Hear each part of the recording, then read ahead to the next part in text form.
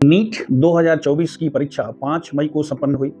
परीक्षा में 23,33,297 परीक्षार्थी 4,750 परीक्षा केंद्रों पर शामिल हुए। रिजल्ट 14 जून को आना था, लेकिन जिस दिन लोकसभा का रिजल्ट आ रहा था, उसी दिन यानी 4 जून को ही रिजल्ट आउट हो गए, जिसमें 13,16,268 कैंडिडेट्स को पास बताया गया। हालांकि 2023 में सिर्फ 5,21,000 कैंडिडेट्स ही पास हुए थे। परीक्षा में गड़बड़ी की संभावनाओं, आरोपों प्रत्यारोपों दिन पर दिन जोर पकड़ती जा रही है। इसके कुछ प्रमुख कारण हैं। पहला है 5 मई को पटना में क्वेश्चन पर लीक होने की खबर आई, कुछ गिरफ्तारियां भी हुई। नंबर 2, इस वर्ष पास होने वाले कैंडिडेट की संख्या पिछले वर्ष की तुलना में लगभग 2.5 गुना है, लेकिन नंबर ऑफ कैंडिडेट्स थोड़े से ही बढ़े थे। नंबर 3, हरियाणा के एक केंद्र विशेष में 6 कैंडिडेट को 720 में 720 अंक आए। चौथा नंबर, पंजाब हरियाणा हाईकोर्ट के एक आदेश के आलोक में 1600 कैंडिडेट्स को ग्रेस मार्क देना पड़ा। क्यों? क्योंकि उनको समय कम मिला था और उनमें से 6 कैंडिडेट्स को 720 में 720 अंक आ गए। पांचवा कारण है 2024 परीक्षा में 67 कैंडिडेट फर्स्ट आ गए, यानी 720 में से 720 मार्क्स मिल गए, जिसमें 44 कैंडिडेट्स को एक फिजिक्स के प्रश्न में 2 ऑप्शन होने की वजह से और 6 कैंडिडेट्स को ग्रेस मार्क की वजह से। जबकि 2021 में 720 में 720 पाने वाले सिर्फ 3 कैंडिडेट्स थे। 2022 में 720 किसी को नहीं आया था, 715 पाने वाले 4 कैंडिडेट्स थे। 2023 में 720 में 720 पाने वाले सिर्फ 2 कैंडिडेट थे, जबकि इस बार 67 कैंडिडेट्स हैं।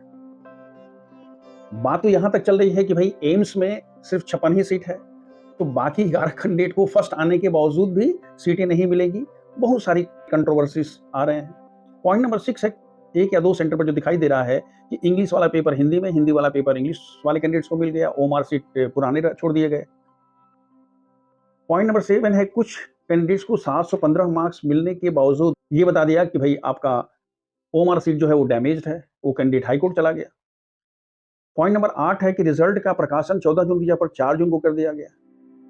और जो काफ़ी पॉपुलर लोग हैं, एनवी सर हैं, पीडब्ल्यू के आकाश पांडे हैं, और ऐसे बहुत से लोग जो हैं ये सुप्रीम कोर्ट में इन्होंने पीआईएल दाखिल कर दिया है और इसकी पूरी संभावना है कि नीट को दोबारा परीक्षा लेनी पड़ सकती है।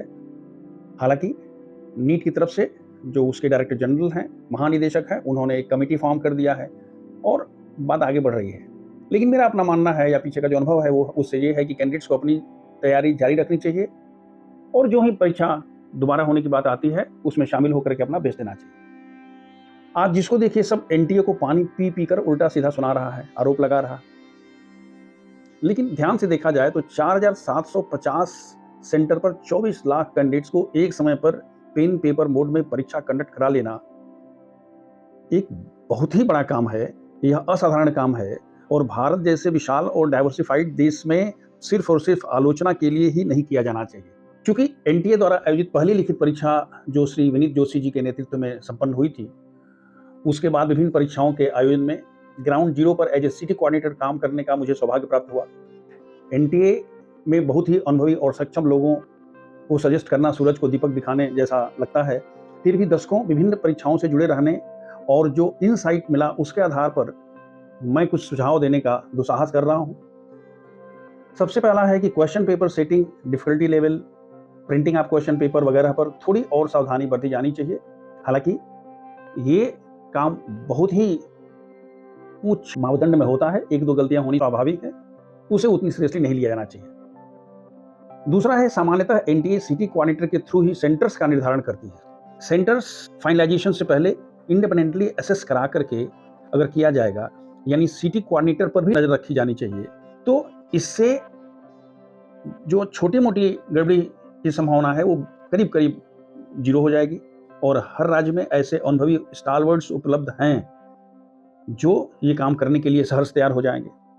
परीक्षा कैसे कंडक्ट हो उसकी पूरी डिटेल वीडियो बनाई जा सकती है, लोगों को ट्रेन किया जा सकता है, सेंटर्स पर मॉक ड्रिल कराया जा सकता है। थोड़ा खर्चा अधिक पड़ेगा, लेकिन ऐसे करने से बहुत सारी जो गड़बड़ियां छोटे स्तर पर होती हैं वो समाप्त हो सकती हैं। सेंटर सुपरिंटेंडेंट और ऑब्जर्वर के अलावा एक पैरेलल टीम एनटीए रिप्रेजेंटेटिव्स की रखी जानी चाहिए, रखी भी जाती है, लेकिन वो वेल डिफाइंड उनका काम हो, जो central superintendent, observer, city coordinator और एनटीए के बीच में एक मजबूत कड़ी का काम कर सकें, और ऑन स्पॉट डिसीजन लेकर के अगर कहीं कुछ भी सहायता करनी है तो वो तुरंत सहायता की जा सकती है। एक और बात होती है, कुछ इंस्टीट्यूशंस मना कर देते हैं कि भाई हमें एग्जाम नहीं कराना है, हमारे अपने कंपल्सन्स है। गवर्नमेंट ऑफ इंडिया के लेवल पर ऐसी व्यवस्था कर देनी चाहिए कि कोई भी इंस्टीट्यूशन इस तरह की देश लेवल की परीक्षाओं के लिए मना नहीं कर सके, जैसे इलेक्शंस में होता है। मेरे विचार से यदि बच्चों के साथ इनजस्टिस हुआ है तो दोबारा परीक्षा करा देनी चाहिए। यहाँ प्रश्न सिर्फ परीक्षा और किसी के अहंकार तुष्टि का नहीं है, ये देश के उन लाखों बच्चों के भविष्य का और देश तथा साथ साथ एनटीए की प्रतिष्ठा का भी है। हमारी सबके साथ शुभकामना है। जय हिंद, जय भारत।